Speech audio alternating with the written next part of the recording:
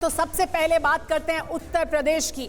उत्तर प्रदेश का आंकड़ा आपको दिखाएंगे हम कि उत्तर प्रदेश की कितनी सीटें हैं जो मुस्लिम बाहुल सीटें हैं। साथ ही आपको यह भी बता दें एक बार फिर से कि ये जो लास्ट सेंसस था उसके मुताबिक जो आबादी है उसके आधार पर हमारा ये ओपिनियन पोल है और उसी के आधार पर हम मुस्लिम बाहुल सीट को गिन रहे हैं जो 20% या उससे अधिक है। सबसे पहले उत्तर प्रदेश की बात करते हैं। उत्तर प्रदेश की 31 सीटें हैं लास्ट सेंसस के मुताबिक जो 20% या उससे ज्यादा मुस्लिम आबादी वाली सीटें हैं। तो क्या कहता है इसका आंकड़ा, ये बताते हैं।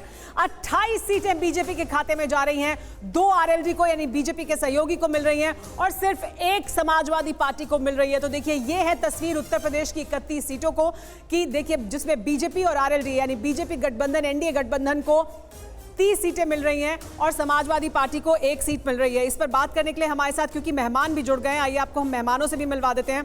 हमारे साथ इस चर्चा के दौरान मौजूद रहेंगी शाजिया इल्मी जो प्रवक्ता हैं बीजेपी की। हमारे साथ डॉक्टर वरुण पुरोहित मौजूद हैं, पॉलिटिकल एनालिस्ट हैं, कांग्रेस पार्टी का पक्ष रखेंगे और राम कृपाल जी वरिष्ठ पत्रकार हमारे साथ मौजूद हैं, उनसे बात करेंगे। लेकिन डॉक्टर वरुण पुरोहित जी, 31 सीटें हैं, 30 बीजेपी गठबंधन को मिल रही हैं यानी एनडीए गठबंधन को मिल रही है बीजेपी और आरएलडी को, सिर्फ 1 सीट मिल रही है समाजवादी पार्टी को। सबसे बड़े मुस्लिम हितैषी या मुसलमानों की बात सामने रखने वाले गठबंधन को सीटें क्यों नहीं मिल रही हैं? देखिए सुमेरा जी, मैं आपके सर्वे पे कोई प्रश्न चिन्ह नहीं लगाना चाहता हूं जैसे अक्सर लोग लगाते हैं। सबका अपना अपना तरीका होता है, उस हिसाब से रिसर्च करते हैं। मैं नहीं मानता, मेरा मानना यह है कि मुस्लिम वोट जो है विपक्ष के साथ जाएगा, 100% जाएगा, क्योंकि जिस प्रकार से भारतीय जनता पार्टी और प्रधानमंत्री जी की स्पीचेज हैं उसमें ये देखने को मिलता है कि वो हेट स्पीच की जैसे मिलती है मुसलमानों के, एंटी मुस्लिम सब जगह हिंदू हिंदू, तो मुसलमानों के अंदर ही घर घर के, स्पेशली जो यंग मुस्लिम्स हैं, पुराने वाले तो बड़े समझदार यंग मुस्लिम जो लड़के मैंने देखे उनमें कट्टरता बहुत ज्यादा बढ़ गई है।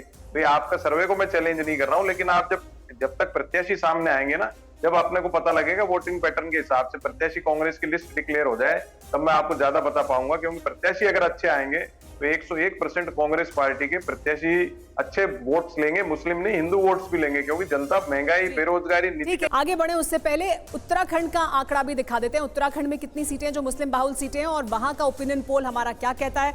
कुल सीटें उत्तराखंड की 2 सीटें हैं जो मुस्लिम बाहुल सीटें हैं, ये दोनों सीटें बीजेपी के खाते में जा रही हैं। दोनों मुस्लिम बाहुल सीटें बीजेपी के खाते में जाती हुई दिखाई दे रही हैं। तो देखिए ये जो तस्वीर है वो निकलकर सामने आ रही है कि जो ये हम उत्तर भारत की बात करते हैं तो उत्तर प्रदेश हो, बिहार हो या फिर अब उत्तराखंड का आंकड़ा हमने सामने रख दिया। राम कृपाल जी, ज्यादातर सीटें बीजेपी के खाते में जा रही है। बीजेपी हिंदी पट्टी में एक बढ़त भी बनाए हुए है, लगातार हमारा ओपिनियन पोल भी वो साफ तौर पर दर्शाता है वोट प्रतिशत के आधार पर। लेकिन उत्तराखंड की हम बात करें तो आए दिन इस तरह की खबरें सामने आती हैं जहां पर ध्रुवीकरण दिखाई दे रहा है साफ तौर पर, पक्षों के बीच जिस तरह के विवाद उठ रहे हैं, सामने आ रहे हैं। क्या वो भी एक बड़ी वजह है कि बिल्कुल डिवीजन दिखाई देगा और इस वजह से बीजेपी को क्या बढ़त है, या ये पुराना तरीका है देखने का, जैसा कि शाजिया कह रही है, नए तरीके से देखना चाहिए?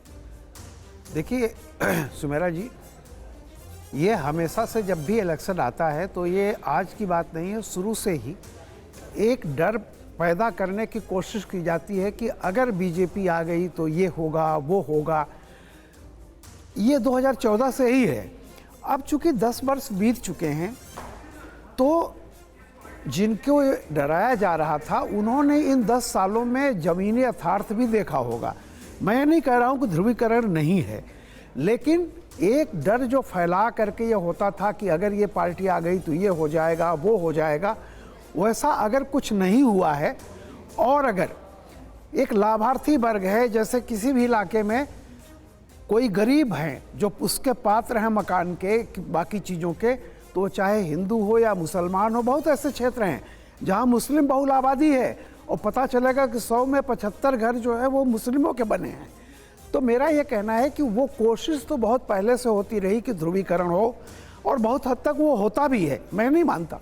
लेकिन अगर आप लोकसभा की बात छोड़िए, पिछला अगर विधानसभा की आप देखें तो टोटल जिसको माना जाता था कि उत्तर प्रदेश में इससे ज़्यादा मुसलमान अखिलेश की तरफ खड़ा था, फिर भी जो रिजल्ट आए हैं सरप्राइजिंग है। ये यही समझना चाहते हैं कि बड़ी तादाद में एक तरफ खड़ा हुआ दिखाई दिया कि जैसे आप कह रहे हैं कि हो सकता है समाजवादी पार्टी के साथ खड़ा हो या कांग्रेस पार्टी के साथ खड़ा हो, उसके बावजूद सीट निकाली है बीजेपी ने या एनडीए समर्थक दल ने, तो वो क्या किस तरह से होता है कि अगर एक तरफ सारा मुसलमान वोट है तो बाकी तमाम वोट फिर एक तरफ हो जाता है और इस वजह से बड़ी संख्या में, बड़ी तादाद में फिर यहाँ पर सीट हम जीत लेते हैं? क्या ये इस तरह की तस्वीर दिख रही है? और एक और हमारे दर्शक हमारे साथ इस बीच जुड़ गए हैं, अयोध्या से आनंद, वो जानना चाहते हैं अयोध्या सीट के बारे में। तो देखिए, ये सीट बहुत अहमियत रखती है अयोध्या के बारे में, तो वो जानना ही चाहते हैं, लेकिन ये पूरी हिंदी पट्टी की राजनीति को प्रभावित करने वाला शहर है, उत्तर प्रदेश का सालों से प्रभावित करता रहा है और इस बार भी खास अहमियत है इस शहर की, अयोध्या उत्तर प्रदेश, जहां पर राम मंदिर की प्राण प्रतिष्ठा हो चुकी है।